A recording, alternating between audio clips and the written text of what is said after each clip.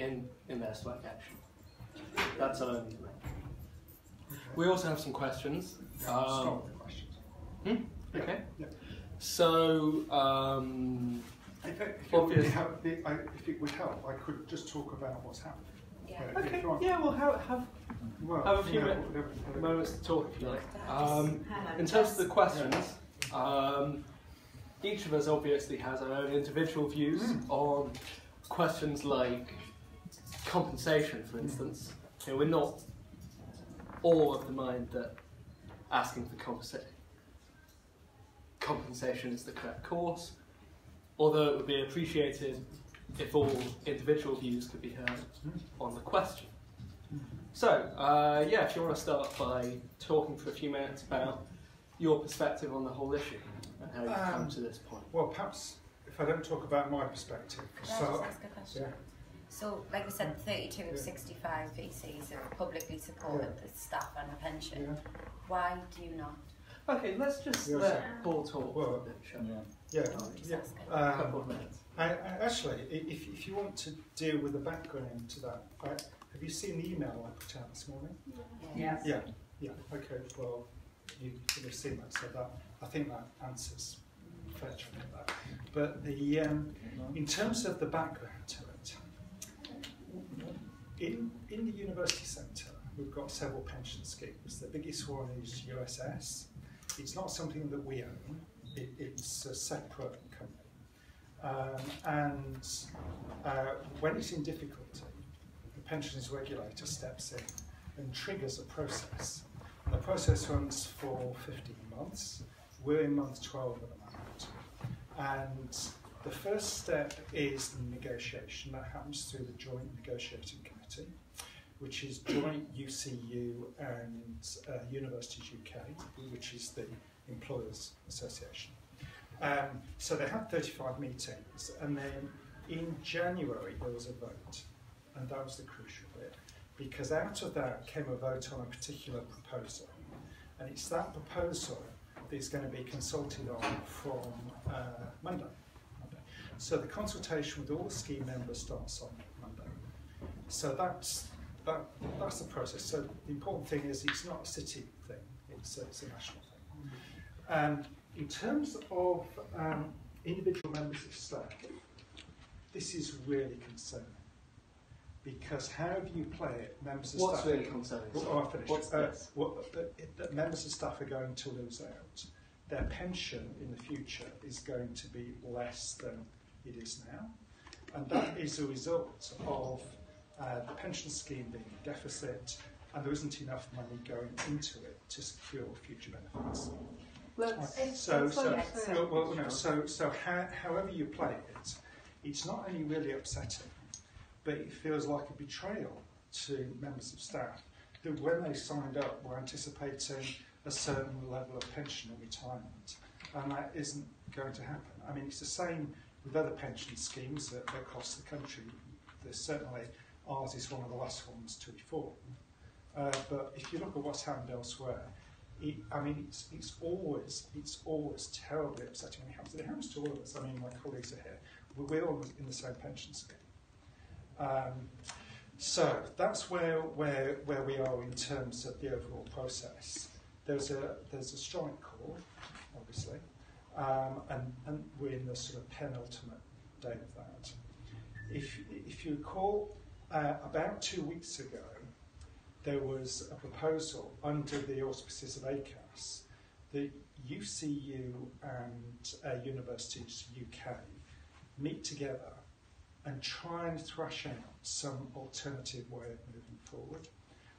What they came to was a proposal that would maintain the the defined benefit scheme that exists now. And we had to say whether we supported that change, and we supported it.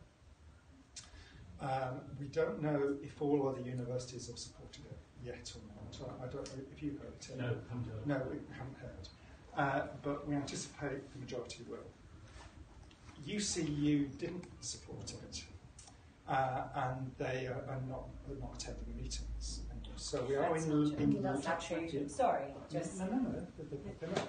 So we've continued with the just to be clear, not a single branch of UCU spoke in support of that offer, and that was primarily because in there it said staff will be encouraged to make up work that they had missed during the strike, which they had their pay docked for. So that was essentially a demand for extra unpaid work for staff on strike. Unacceptable. So hold on that. So the position now is that the joint negotiating committee isn't meeting.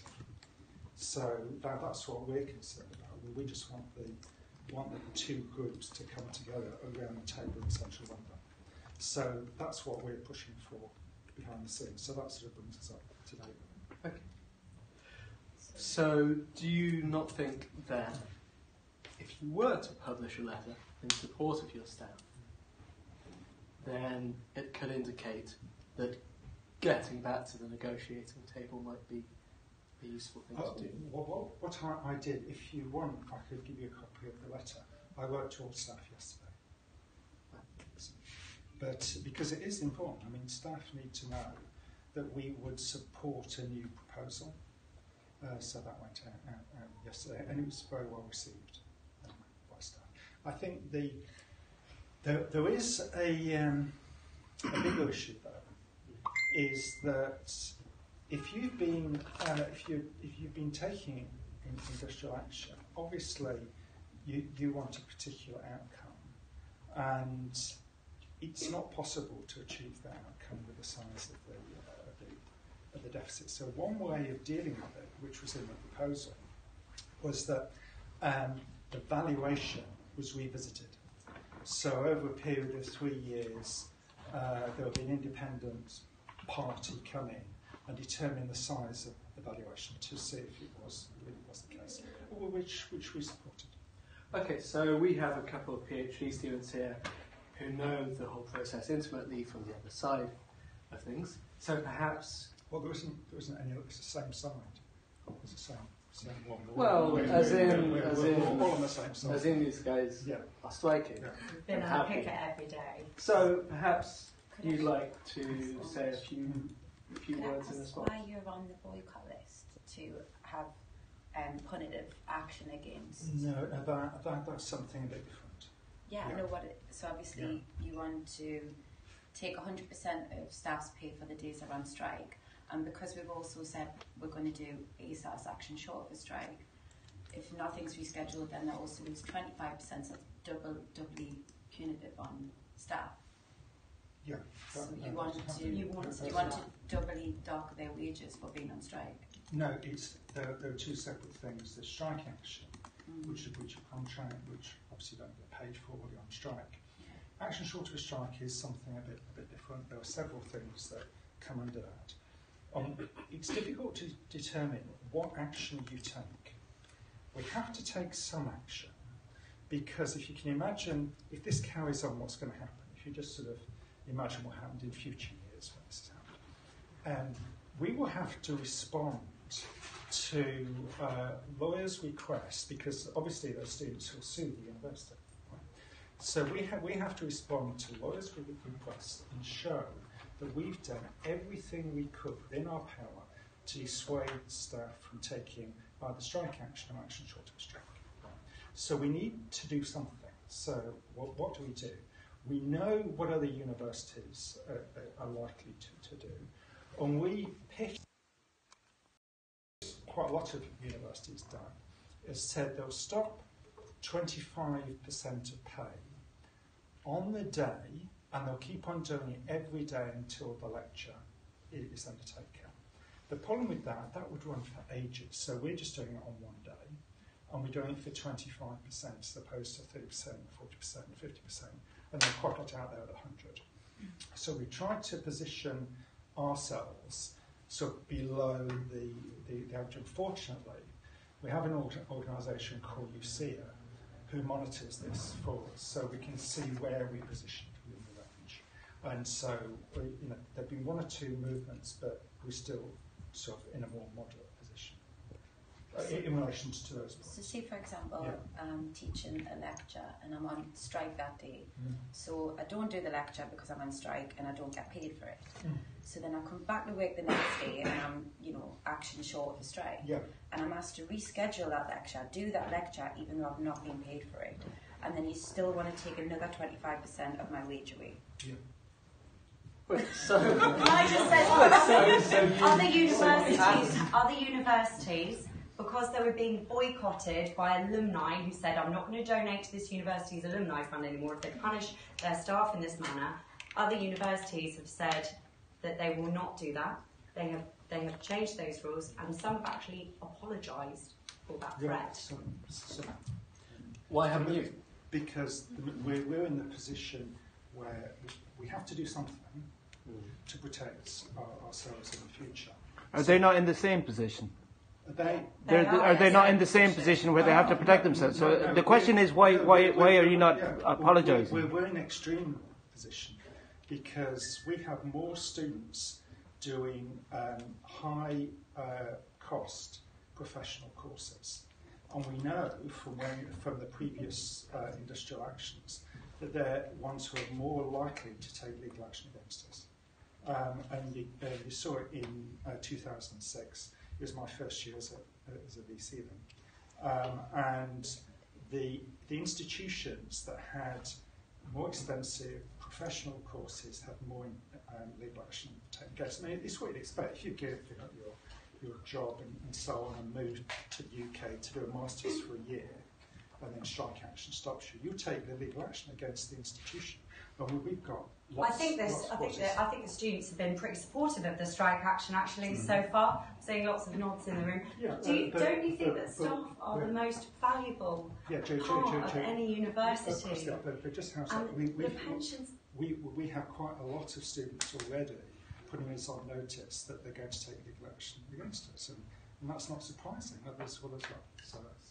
Yeah, so you do agree that staff are the most valuable asset of any institution, higher education institution, and you do agree that pensions are important to take care of us in our old age as we're living longer and become dependent, possibly needing care, etc. And you understand that Cass Business School's own experts have said that UUK's working out of the USS pensions not being sustainable is actually that Cass Business School have said that that's dodgy working out. I could talk about that one if you want. Yeah, that would be great. Okay. The valuation happened at the beginning of 2017, and it was part of quite a long process of the pensions regulator overseas. And the way it's done goes out to consultation, people give their views on it, and they undertake the evaluation on the basis of that. As you can imagine, there are quite a few things you can do to the model. You can make various assumptions. And whatever valuation you get at the end would be different depending on what assumptions you put in. But your USS developed a set of agreed assumptions, or anything to do with ours, it was their assumptions, and they were validated by the pensions regulator, and then the valuation appeared. Now, Cass colleagues who know a lot about pensions said they didn't agree with some of the assumptions used, which is fair enough.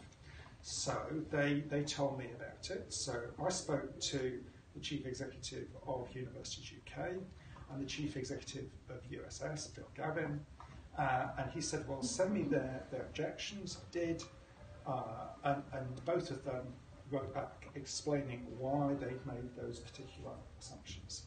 Now, whatever assumptions you use, it comes down to a judgment call. So that is why, when the talks have been going on for the past 2 weeks, what's been agreed, well, what had been agreed, was that an independent group would come in and look at that evaluation again. And to be honest, I think that would sort that one out. But the downside of that, it means sort of waiting until the pension is reformed by 3 years. Because if you look at what happened when the economic downturn happened in 2007-8, lots of the pension schemes, like USS, got into difficulty, and they've reformed. USS is one of the last ones to reform, and it went through a sort of partial reform about 4 years ago, but it still has a long way to go. So the further you kick the can up the road, as it were, to use the Americanism, the bigger the debt and the bigger the problem you have to sort out. It's a very well performing scheme, isn't it? It's been performing well. The pension scheme. So as in there's no need to threaten to take that pension scheme to axe that pension scheme because it's performing very well. And as new staff join universities, it will keep putting into that pension pot as well. But that's something different, how well it's performing. So they're just just a £6 billion deficit that keeps getting mentioned. That's not an agreed fact. That's different valuations of the pension scheme. So the size of the debt isn't the biggest issue. The biggest issue is the accrual in the future. There isn't enough money going into it for USS to keep faith with the people who are drawing their pensions now. That's the big thing. And so that's the problem that will have to be sorted out either now or 2 years' time or 3 years' time. And the reason for it, if you want to know why, it's quite interesting, really. I mean, the obvious reasons that people are living longer, as you say. But the other thing is, when the big pension scandals happened in the 1990s, Robert Maxwell and Mira and so on, there was a requirement on pension schemes to reduce the amount of money they had in equities, in stocks and shares, and put them in bonds. Bonds give a relatively low rate of return. Equities, over time, give a much higher rate of return. So it's not performing as it used to perform, but it's still performing better than the other schemes, but it's still not performing well enough to deal with the issue that we've got. Anyway, we've all agreed that it needs to be independently evaluated. That's something everybody agrees on. The main point here is the punitive action against staff on strike, which we have a problem with, and we need you to say on record that you will support your staff, that you will not take punitive action against them, and also that you recognise that pensions are not a privilege; they are a right for those of us who dedicate our lives to education, and the students recognise that, the staff obviously know that, and I think with 32 other vice-chancellors coming out and making this kind of statement of at least some support, and some of them have been quite lukewarm, they just say we recognise pensions are important and we won't be punitive towards our staff. I think it's time for City to join them. One thing that perhaps is worth... I'm going to answer it directly. One thing that's quite interesting, when you look at what's happened, is varied by university, obviously. And some universities are in a position... I guess the question is why you haven't. Yeah, well, I haven't. Because history lessons aren't really going to, It is that some universities have got a governance structure where it's nothing to do with the Vice-Chancellor in terms of what their statements are. If you look at Cambridge, the court overrides the VC and so on. So there are statements made that are made for a whole range of reasons. What really matters is, has the university changed its mandate? And you look at those institutions who've made statements in the public domain, they've not changed their mandate. The university is going to lose money if alumni stop giving to the fund. This is a matter of principle. Okay, it's not a matter of ticking all the boxes in previous paperwork. It's a matter of principle, right? No, okay. So whether or not it was previously in their mandate to support who supports strike action in that way, it was still the right thing to do. No, we're talking about different mandate. Okay. It's a complicated picture, I know, but in September, every university was asked if they would support the current proposal, and it was 116 who asked the question, and 97 said they would. Right? So that's the position now. What I'm saying by the mandate, that's what I'm talking about. So there isn't anyone who's changed from that position. What's happened this week, which is the real UCU at the negotiating table if we know we've got the support of our students and we know we've got the support of our VCs. What really made a change this week is universities were asked if UCU would agree to going for the valuation and doing all these other things. Would we be prepared to change our mandate to increase, a whole range of things? And the answer is yes. I mean, we think that's going to be across the board. As I said, we've said that, but we don't know about other institutions yet. But it's conditional, obviously, on UCU saying they will do it and call off the strike. And we couldn't agree to that proposal because of the other terms. And the biggest concern that we have had at City is the threatening kind of punitive action towards staff and the pressure on staff who've been on strike. Yeah, there's been threats of lawsuits against staff and things like that about their jobs and against sort of, was it not we can forward it to you. There's things about tier 4 visas, there's various other things.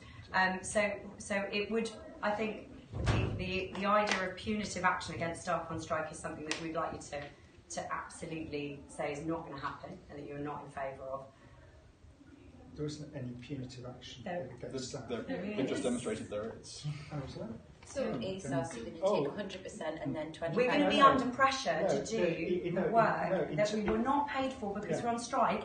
When we get back to work, and if we say we can't do it, we'll get an extra 25% pay. That's exactly what's happening. That should not be happening. That's exactly what's happening. So having not paid,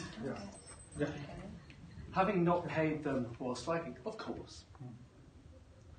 By the way, that should be going to the student hardship fund as well. Right. Where's that gone? Having not paid them while on strike, but then asking them to make up that time and that work when they're not on strike.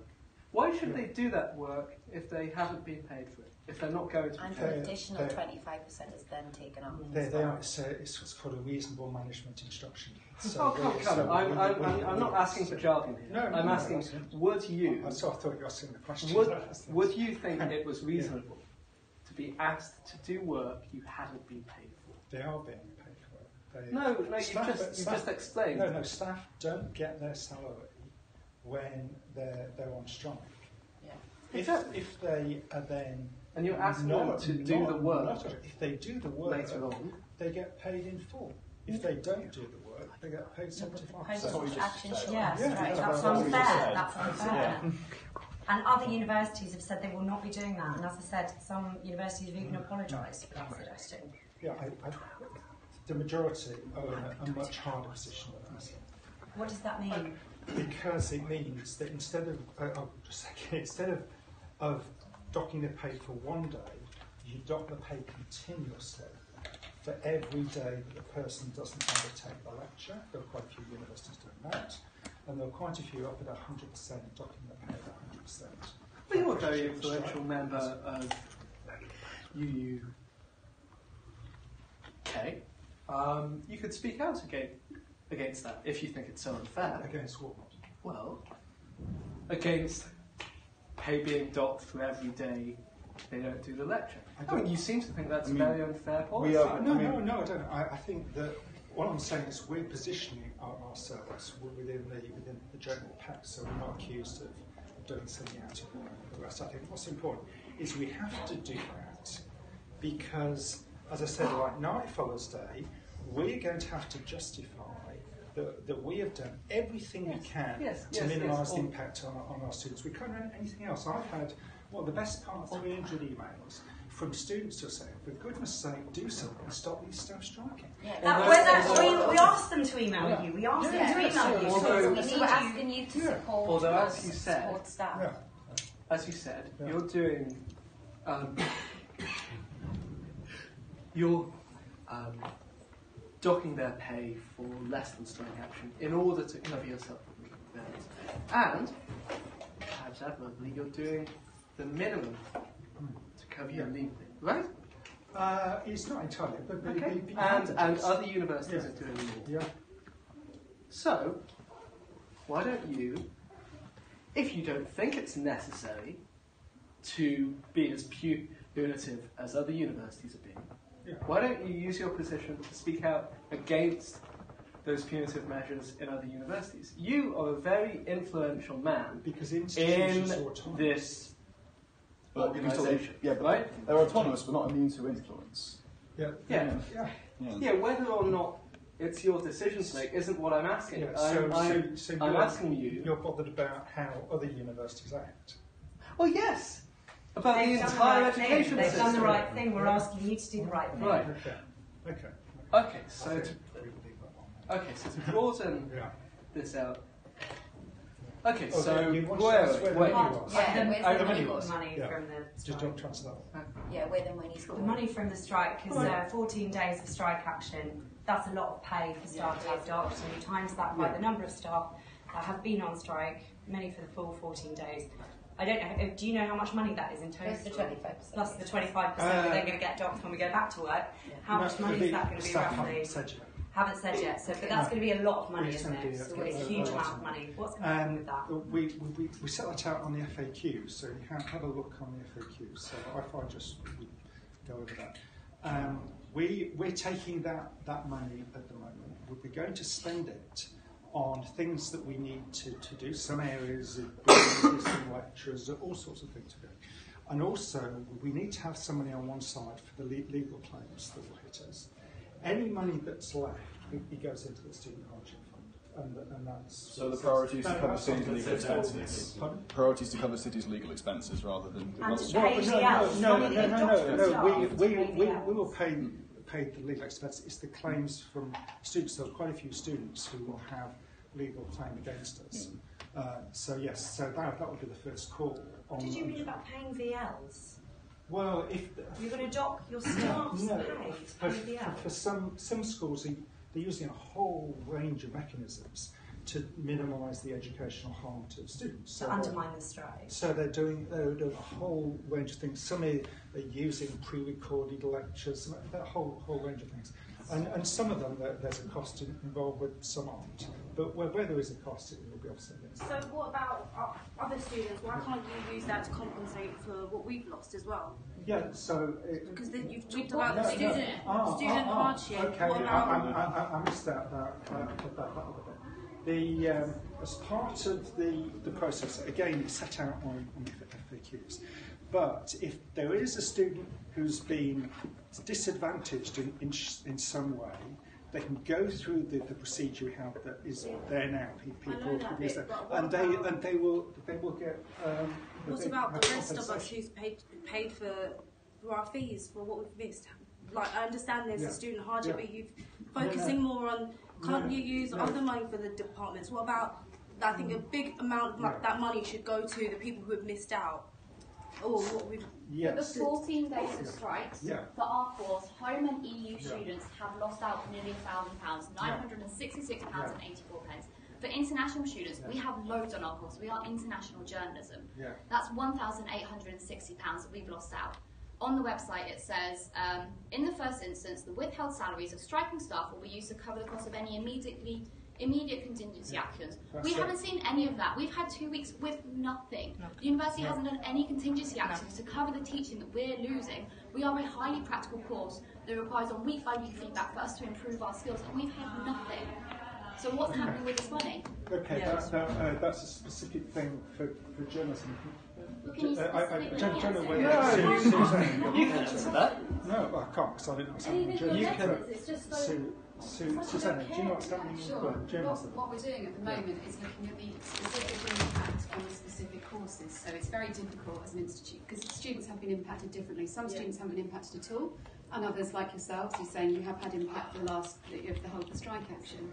So what we're doing is putting in place processes to understand more from each of the schools and each of the programmes where that impact has been, where it is possible to put in place measures of the type that Paul's talked about to make up for that time in some way or other. If we get to a situation where that isn't possible, we need to look again about what that means, and as I said in the frequently asked questions, where a complaint is submitted and where there has been a material impact on our students, we will look to see how we address that, which could be through compensation, but what we want to do is to provide you with the education experience that you signed up to get you through your award. But we still don't want that at the cost of the lecturers then being docked paid for. Thanks for that.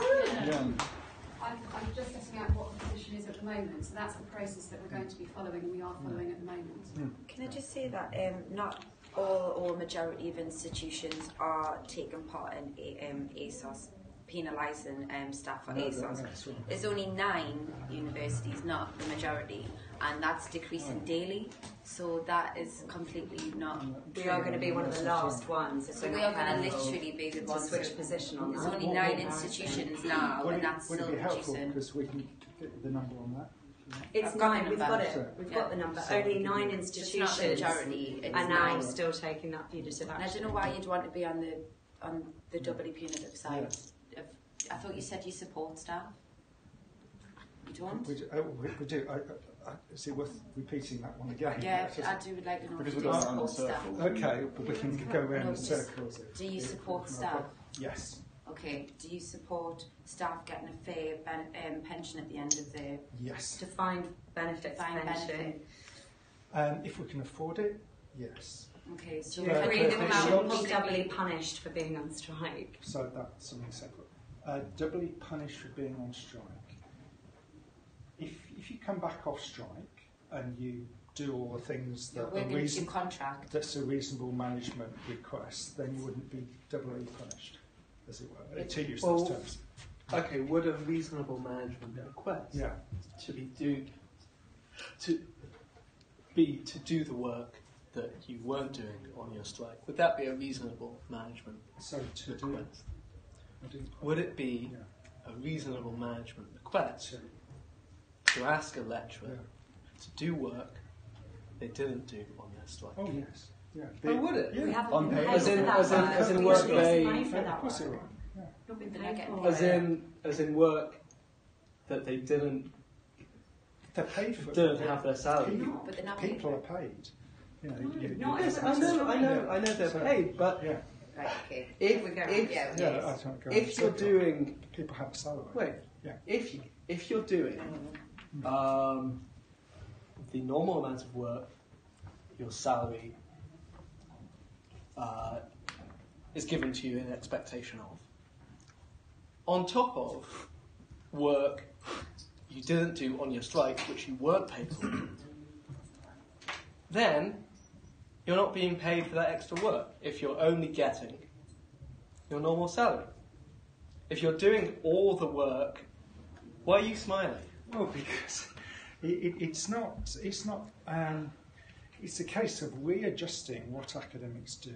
If you're not careful, you're going to push some of your staff into poverty. We've actually got members of staff supporting their family, paying for their mortgage, paying for their children, who are really struggling, and they've taken a personal hit financially to go on strike to protect higher education, to slow the privatisation and marketisation of higher education, and to stick up for everybody's right for a fair pension in the public sector. And to then say, when you get back to work, we're also going to dock another 25% because you're not doing all that work that you should have been doing when you're on strike, is outrageous. And I can't understand why we're still one of the 9 universities to not condemn that. Well, because I'm not sure how we can get further forward on the 25%, but I'm not sure if the students say if that's your primary interest. But if Well, you're it would seem to be, wouldn't it? It's definitely our primary interest if we're not being refunded for our tuition fees and we're paid interest. Okay, that's a separate. But if there are only one of 9 universities, that means that other universities aren't doing it. That means we can also not choose to not do that. So it's not that you've been back into a corner. Only 9 are doing it. We are one of the 9. Let's not be one of this 9. And if the academic boycott continues, more and more alumni will stop giving to the fund. That's going to hit all of us.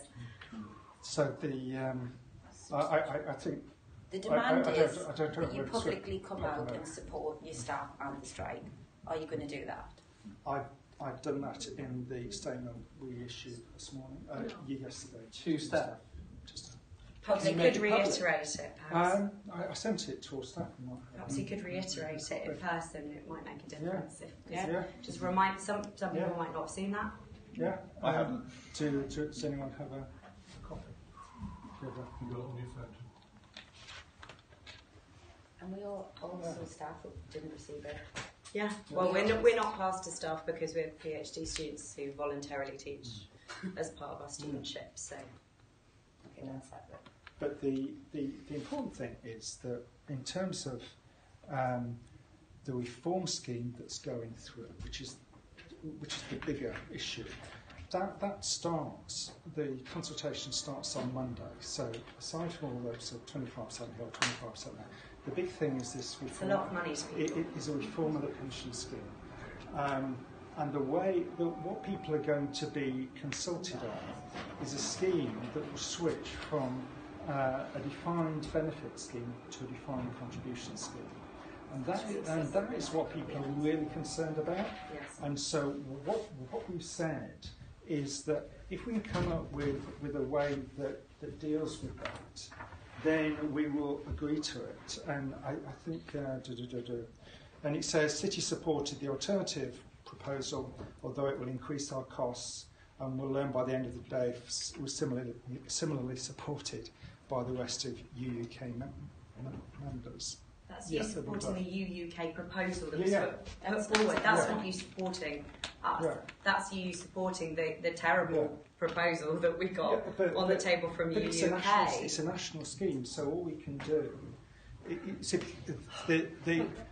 not asking you to wave a magic we ball. Understand. We understand.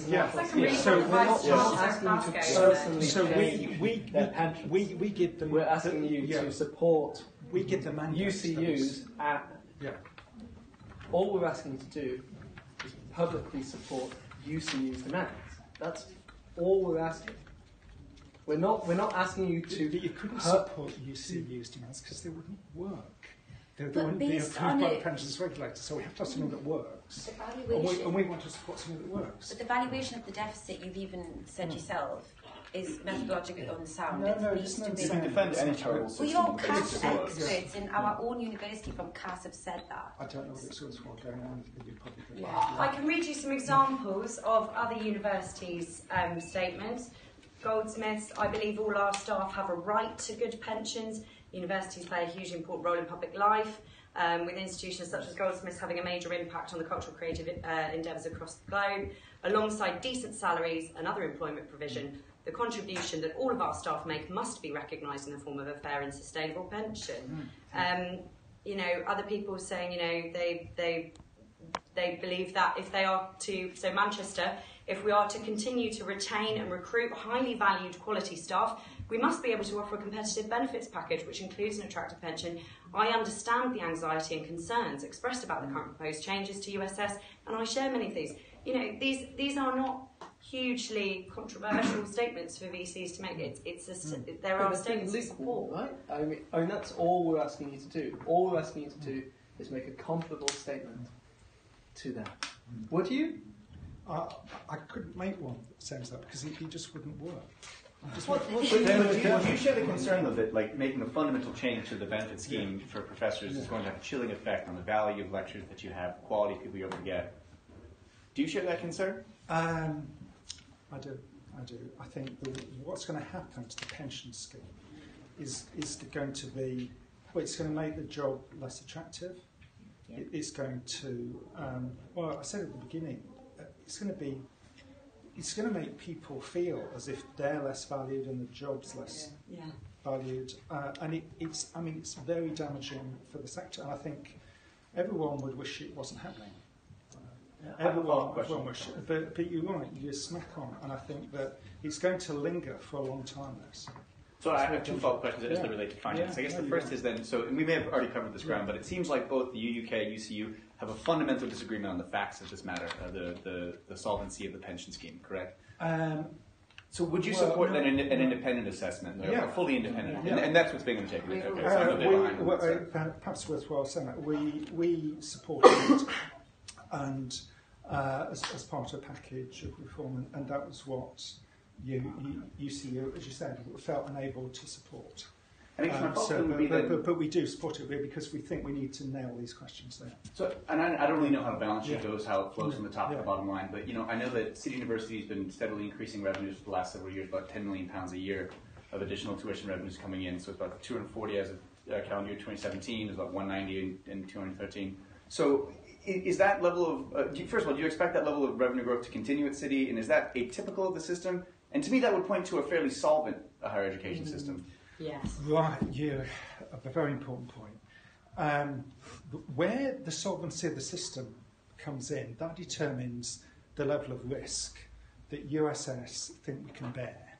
Because if you imagine what a pension scheme is, it's a big risk, really. You know, that it's like any insurance process. So they have to be sure that if things go horribly wrong, they can draw the money from the institution. So we act like guarantors for the pension scheme. So it's really important that the institutions are strong and healthy. And when the valuation was done, they picked out a group of institutions. I'm not quite sure how many, Liz. But we were one of them. So we could stand as guarantor for it. So that is that's a given. That determines the risk. It doesn't determine how much money is in the scheme. The amount of money in the scheme is obviously determined by the money flowing into it.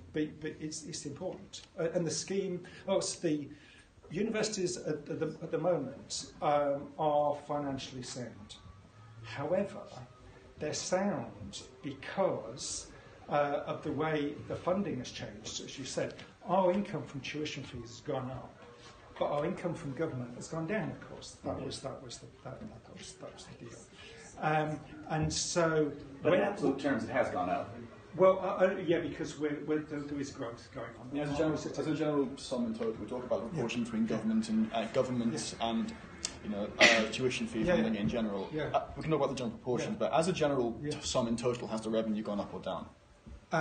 In total, our revenue has increased. Okay. So teaching staff salaries gone down. So our income has gone up and our costs have gone up. So we're that's the way it works. You get more in this So, but that is different to the amount of money in the scheme. Yeah.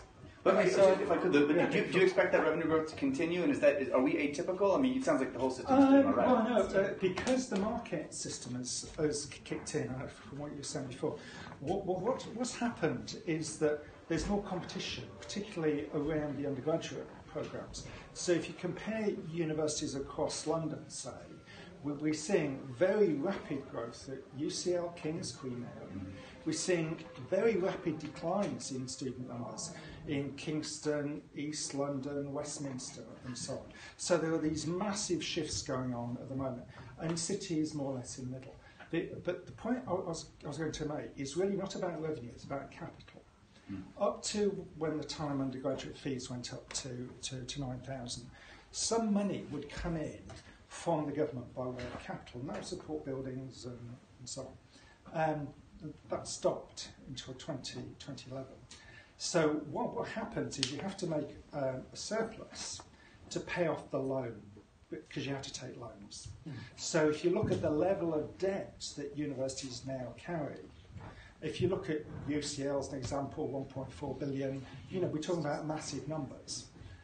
So the financial basis of universities have changed dramatically as competition has increased, and it's happening really quickly. Hence your comment about marketisation and so on. That's exactly what it feels like. So, if student numbers are going down... No, ours aren't going down. Oh, that's not what I'm asking.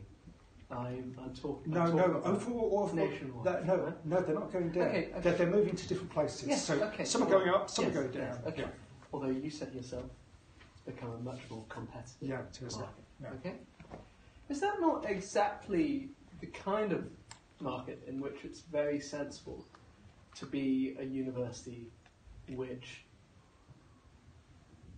which has a payment scheme that can reward the best staff? Now, I know you've said, and you very articulately explained at the start, that the pension scheme is a totally separate, it's a national thing. Although, as you've also spelled out, City has a lot of control over its own finances in other areas. I assume over lecturers' pay. Complete control. Exactly.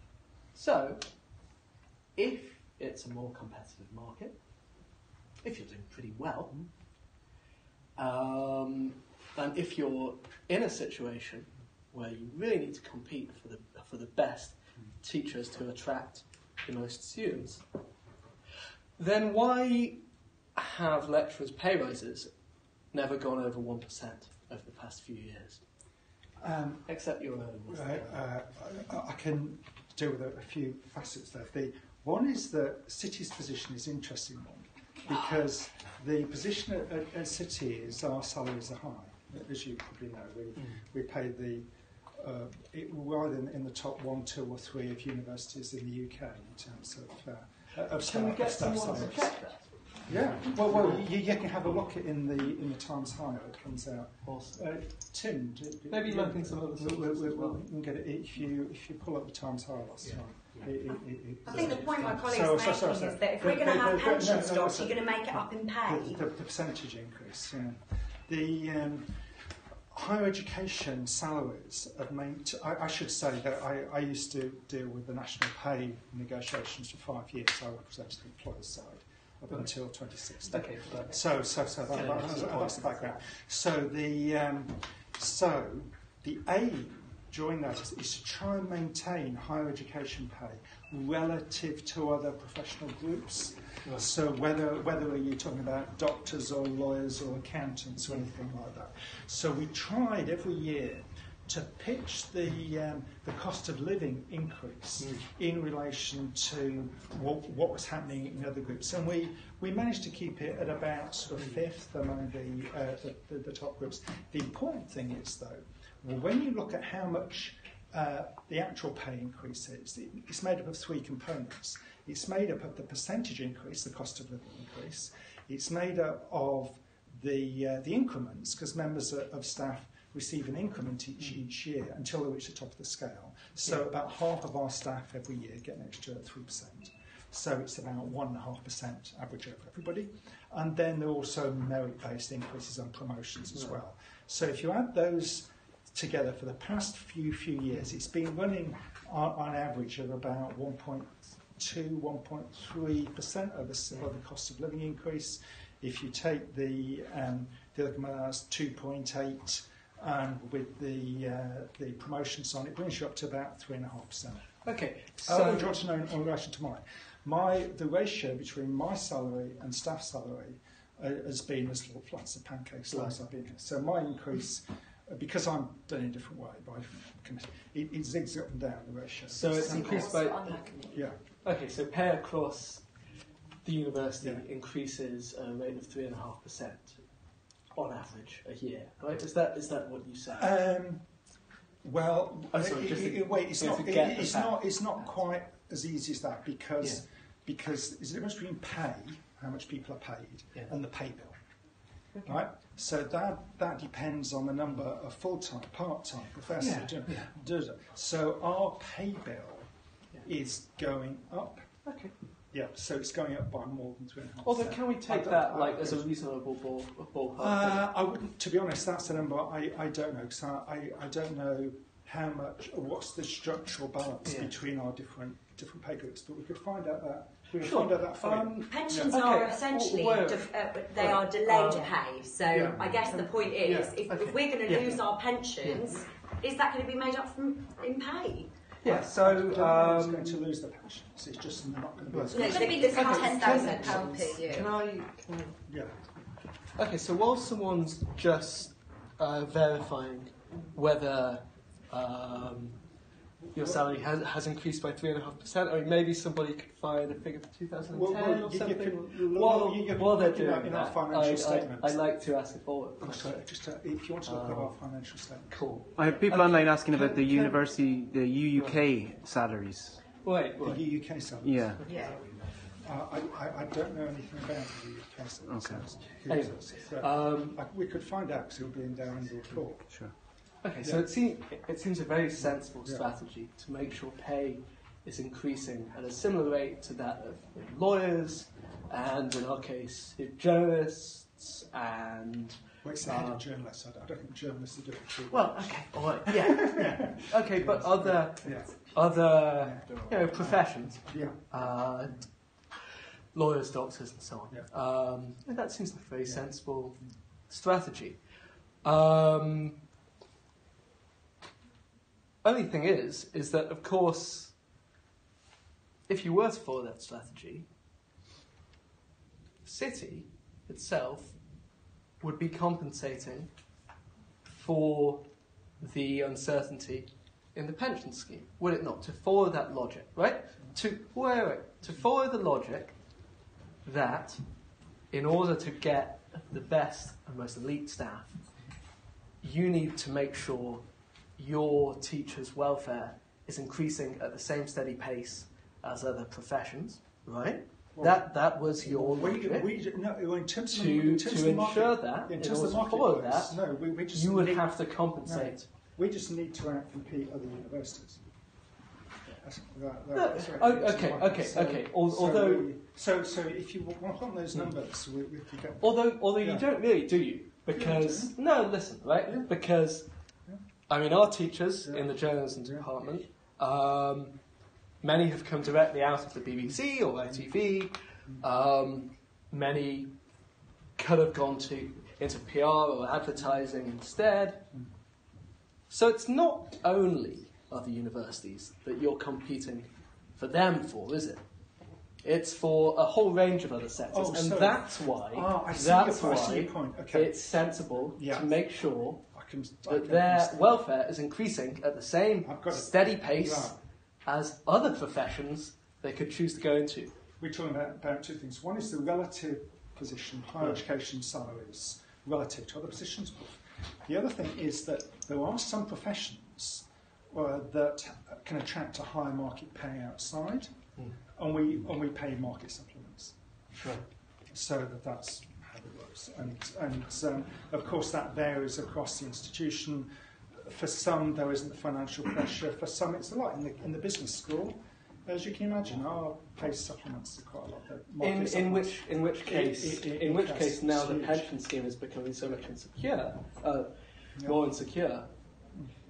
Those payments would have to rise to compensate for that, would they not? In order to compete for those very because elite. They're people who are competing with we're competing with Kings or Imperial. Or we're competing but as I've just explained, you're also competing with BBC, ITV, for your journalism lecturers at least. And I'm sure you could draw analogies with law, if we weren't competitive, for communications, whatever. You would do it on a one-by-one basis. We'd pay a market supplement. In which case, those are going to have to increase substantially, are they not? It may be if we can't recruit or retain staff because our pay offer is below market, we give a market supplement in order to make sure we can retain staff.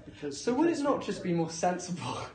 No, because would it not just be more sensible to be using your voice now to obviate the need for that? The need for all that messing around with increasing market compensations and so on. Why don't you just use your influence now to speak out what we do now with the same voice as your lecturers? And just say, could we ask what your vision is on how we're going to solve this dispute and what you are going to do to help as a leader? What is your vision and what are you going to do to help? In terms of what we're doing through Universities UK, so we can't do it ourselves, obviously. You can't do anything yourself. No, obviously, because it's a national scheme. Yeah, but you could supplement their pay to compensate, right? What we can do is keep very close to Universities UK and support them when we think there is a reasonable chance of reaching a solution. So that's what we've been doing this week, and that's what we'll do. So you're not supporting New UK? No, we're trying to get a solution that works for staff, because at the moment there isn't a proposal out there. And what are you doing to help? Because personally, I'm closely involved with Universities UK. I'm a member of Universities UK. So you are you supporting staff or you UK? You support both, because Universities UK are the ones who are working to try and get a solution to this mess we're in. I mean, everyone agrees. I don't know. Yeah, but they have different solutions, do they not? Well, they did have a solution up until yesterday. That wasn't a solution. That was asking us to approve more punitive measures against our own union members. In negotiations, it's not a solution unless both sides agree to it. But the problem was both sides did in the negotiating meeting. And then when it went out, as you said, to the wider audience, that fell apart. But they agreed to it in the meeting. And it was very brave of Sally Hunt because, when I was doing the national pay negotiations, as you would expect, Sally Hunt wouldn't be there because if the negotiating team would reach a position, that then they would go back and check with the national executive and Sally, and if it was okay, they'd run with that. Of course, what's happened now is Sally Hunt's come directly into the negotiations. So the recommendation that went out to members carried her imprimatur, as it were. So it's changed the dynamics quite a lot, and that's why I'm personally a bit unsure what the next stage can be for UCU. Well, the union was united in the fact that was a terrible offer. That was something that we couldn't possibly accept. And every day that this continues, we lose pay for being on strike. Our students lose out on education. It's vital that this is addressed quickly. You are in UK. You're close to the group that are essentially, supporting these cuts to the pensions. So, what are you going to do to help resolve this dispute? I mean, would a public letter stating that you yourself think that UCU's proposal was a good one? I mean, would that not help? It was a negotiated position that was reached between the joint. Use your voice to validate their demands. Would a public letter not be a good way of doing that? Yeah, you don't do these things in the sort of glare Why? of the public. It's a public institution at university. Is that not democracy in work? No. So we've written and said we support it, and we don't mind going on in public saying we support it. Can I make a suggestion how we might resolve it? We've agreed that we both need an independent evaluation of the scheme, and I think that we talked about possibly coming back to that in 3 years' time. That was in the original proposal. How about we leave the pension scheme exactly as it is for now, over the next, don't make any changes, and then in 3 years, once we've properly evaluated the scheme, we come back and see where we're at. But leave it as it is for now, don't mess around with it. It's a good point to take us back to where we are in the process. As soon as the pension regulator sort of presses the button, as it were, we're in this 15-month process, and we're in month 12 now. Consultation runs for 64 days from Monday. By the end of June, unless an agreement is reached, we can reach an agreement, that's what we're saying. Let's agree this. They will impose on us because it's a statutory process. So you're just riding out the time to wait for it to be imposed, are you? I'm just saying what's going to happen. And what the imposition is it's not the Universities UK proposal, it's not any proposal that's been put forward. But you have the power to settle this. I don't have the power. But in terms of what they will implement, is an increase in employers' contribution by 5.5% and employees' contribution by, can anyone remind me, is it 3 point something? 3.1 or 3.2%. So that is what will be imposed on the sector at the end of June if the agreement's not reached. But we don't want to have to take further strike action. We want to get back to work, and we certainly don't want to do it when it's going to mess around with students' exams. And so, actually, you keep talking about, it's going to be imposed anyway in June. We don't want that. We want it to be resolved now so we can go back to work. If there was a plea from me, given you've been involved in a strike, it would be to encourage UCU to come back to the Joint Negotiating Committee. Yeah, I think they're happy to. Okay, well, have a look on your website. Well, so that would be really helpful because we have to solve it. And you know what it's like with all of these things. It doesn't matter whether it's an industrial dispute or it's a war. But you have to come back by consultation, by negotiation, and so on. I don't think the UCU are in any way refusing to negotiate. I think that's a misrepresentation. The meeting last night, 6 o'clock, that was what they called off, and they said they called off further meetings. We were under the impression that the proposal that was put forward by UUK was not acceptable to UCU members, so it's back to the drawing board. We're now waiting for a better proposal for our staff. Have you got any suggestions? You're close to UUK, what would you suggest to them? You're a leader of the university, what would be your suggestion? Well, I can give you information on the JSO. It has to be something that works financially. So it has to work for the pension scheme.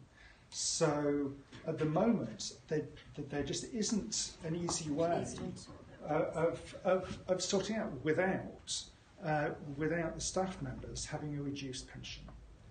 But that's based on a deficit that does not. That's based on income. Or you could say, we'll go for a scheme where the reduction in pension isn't quite so bad, and we will go out to an independent body to look again at the valuation. And I suspect at the end of the day, if you're asking me to predict, I suspect that's where we'll end up, because I can't see any other way of getting out of it. But Paul Curran, why not just cut their wages then? Because it's essentially a wage cut by another name, isn't it? Yeah. Why not just cut their wages then? Slash the professors' wages. Why would you want to cut? Well, because you are effectively anywhere, you're not? I'm not. Because if you build in a pension scheme that has all this more risk built into it, you've got to put aside more. You've got to have a different investment profile as you go throughout your life. I mean, I'm on a privatized pension scheme as well. So it feels to me that they have to make a different kind of set of choices with what they do with their pay now. They've got to put more of it away in retirement, which to me feels like a pay cut today. So my question then is why didn't you think UK didn't just propose a wage cut outright? Because that wouldn't make any difference to USS. USS it's not a scheme that we own. It's a separate organisation, separate board, separate trustees, separate pot of money. It's separate for us. What we do is we put money into it on behalf of each employee, 18%. We also act as guarantor should something go wrong. Well, I understand. You could have raised tuition fees. You could have, I don't know, fired people. It just feels to me. I guess I want to understand. Difference. That wouldn't make a difference. Well, wouldn't that free up the funds? No, it's the pension schemes fund. It's not. Well, I guess the flip side of that was, would you increase wages to offset the losses in the pensions? Which is what we were suggesting about. Would you think that's a good idea? No. Well, so only rich people get to work in academia. I was getting at when I was saying that if the university wants to compete for the most elite staff, then it's not just competing with other universities; it's competing with a whole range of industries, right? So, if there's a market problem, we deal with pay on a person by person basis. So you would, in general, have to increase those payments to compensate, right? We look at each person in turn. So if I wasn't standing although here, this is although this is something which is affecting everybody, it's right? affecting everybody. If I wasn't being Remco, which is what they're doing now, so affecting every single individual. So each time you assess an individual's pay packet necessary to them working, then that factor is going to apply in their case. So even though, yes, in general, each of these discussions... market. Yes, but it's a market that's changed... No, it's in relation to their individual market. It's a market factor. It's a market factor that applies to everybody who wants to work for City University. So in each individual... the pension scheme? Market pay, it relates to the individual market in which they work, and so we don't just have journalists, we have engineers, so we have more different areas, and so we position them in relation to and so everyone's different. And so even though lots of people are coming out of a very diverse range of markets, when they're applying for a job at City, they're trying to get into one market, which has fundamentally changed its pension system. So, even though you're saying that, you determine pay for each individual according to market factors, there's one market factor that's going to be consistent in every single one of those discussions, which is this pension scheme. So why don't you just compensate staff for the pension scheme? No, okay. I think you're just not understanding my point, right? In terms of how so they're coming out of a whole range of markets, although they're coming into this single market, right? Okay, I can explain how the market works. We've got a fresh question over here. In terms of where each group sits in the market, some of our staff groups are very, very well paid for their market. Some are just aligned with their market, and some, and particularly individuals, might find themselves over time below the level of the market. So who you have to adjust and why you have to adjust, it becomes an individual basis, and for some you wouldn't have to adjust. We'll have, we have slews of staff who wouldn't make very much difference to at all. For staff who are in the 150,000 range or whatever, it's not going to make. Paul, can I perhaps just make a suggestion? Just conscious of time.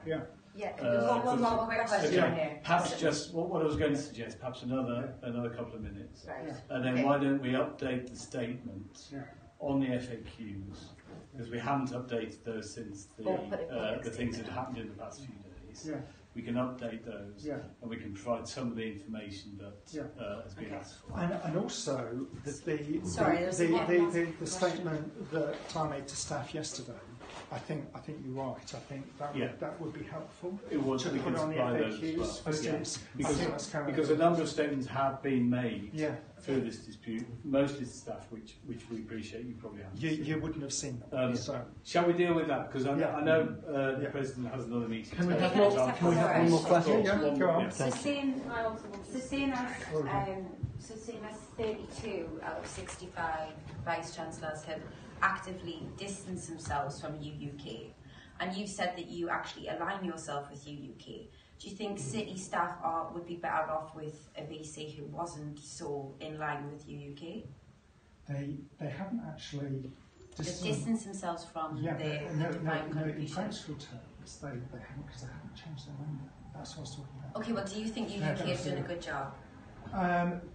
I think in very difficult circumstances, both sides, both UCU and Universities UK, have done a good job against this close to impossible problem. The pension scheme is in dire straits, and so both sides are struggling with this terrible problem, and that's the position. So you align yourself more with UUK than UCU, your own staff and your students. So you align yourself with UUK rather than your own staff. There isn't any alignment. There is a difference because of the way that it's about trying to find a solution that's in the best interest of staff. And at the moment, You think UUK is doing that, trying to find a solution in the best interests of staff? Well, exactly. Or else the pension scheme isn't going to work.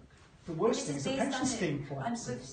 This is really serious. We've had this conversation. It's based on a deficit that doesn't exist because it's been based on. We both agree there needs to be independent valuation. But so far, you would say on record, you think UUK has done a good job of managing this dispute. I think that both sides have done the best job they could in the circumstances. And it's a difficult job. The looming threat of it being enforced anyway in June, as you said, obviously you commit that we want to avoid that.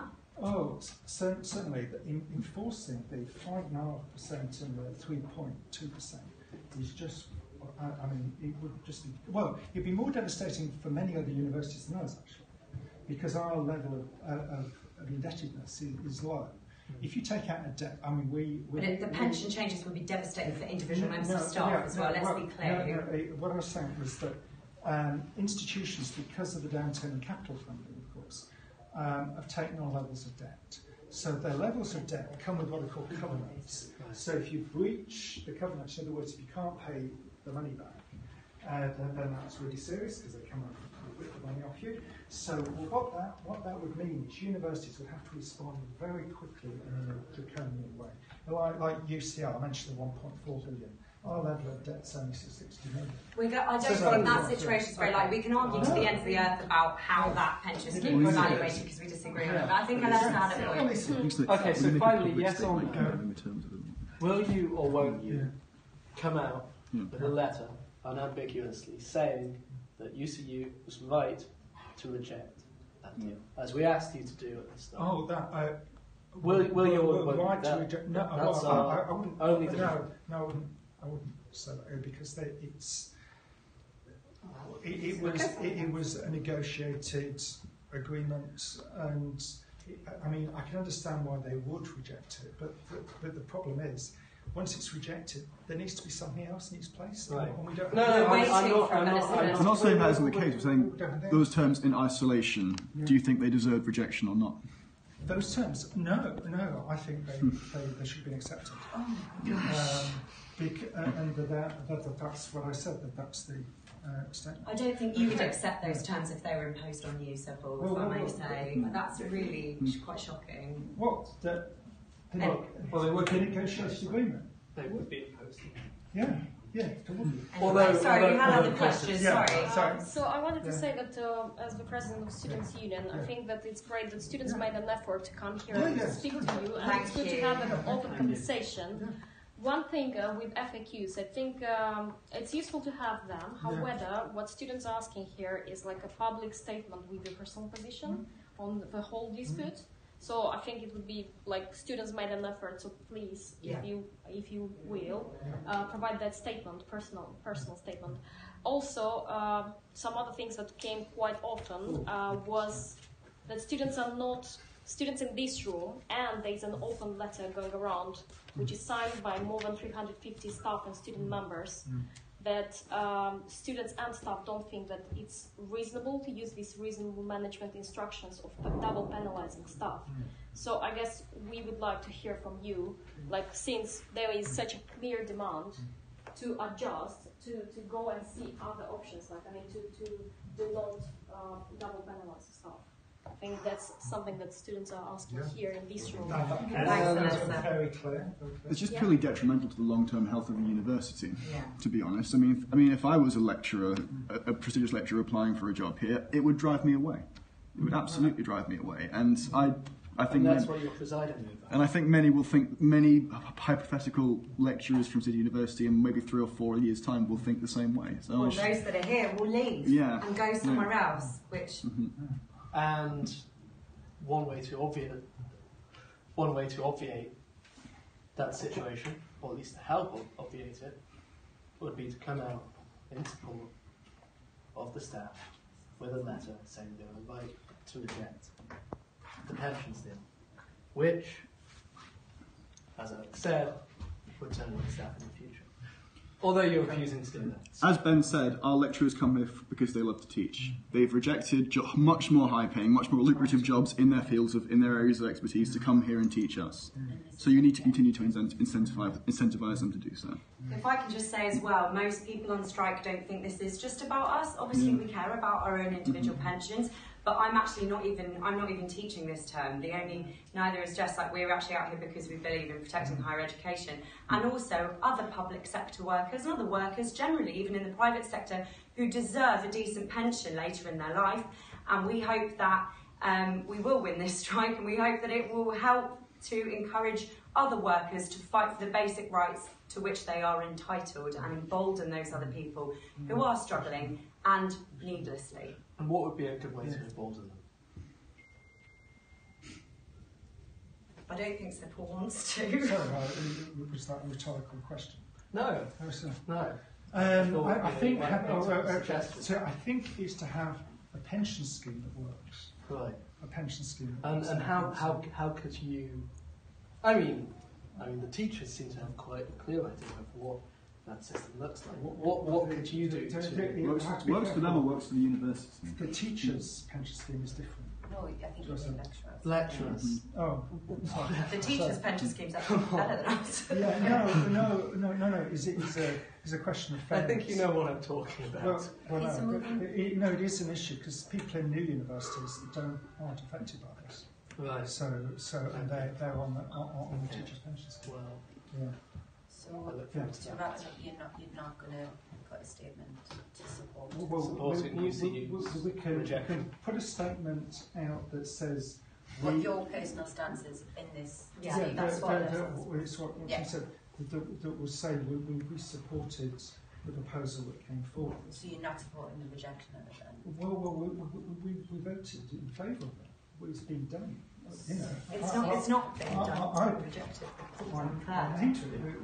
We were asked to vote on. If it was agreed on, it would be in place by now. But No, it was a personal thing. Whether how we voted, and we voted in favour of it. I thought you said that it's not down to you. You just said you voted. No, it's not collectively. We voted. Some other institutions might have not supported it, but we did because we want to see an end to the strike. And it was all by giving us an offer that we have to reject because it's so punitive. So we support it, but that we look forward to that letter in support. We're going around in circles a bit. I think it's been an hour and a quarter. I think that's enough. If that gives you all that you need, and we'll pick up those. Well, thank you for your time. Sorry? Thank you for your time and letting us come to your office. And a pleasure. But do you see an opportunity to improve the level of communication with the students on a go forward though? Because I hate to have to doorstop you again. No. You're right. Did you say you got 300 emails from students? We've had 2 emails about the situation with the strike, and it's just been saying, oh, some people have been affected, some more than others. We've been really badly affected. If you're in journalism, it's really hit you hard. Arts and social sciences. What does that tell you? People who do social sciences and journalism are the ones who are out on strike. What does that tell you? Yeah. So what was it? For 40% of sessions calculated in arts, cancelled in arts and social sciences, the health nowhere near as bad, but there are quite a few people on professional programs, so it's affecting them. Obviously, in engineering, it's not affecting them. CAS isn't affecting them. Law is a bit variable, but in the main, it's not for staff recovering. I think that's okay. Well, thank you for your time, and we look forward to that letter.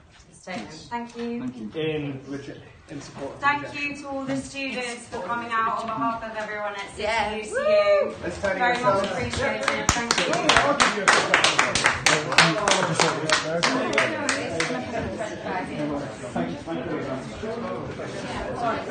We look forward to the letter and support the rejection.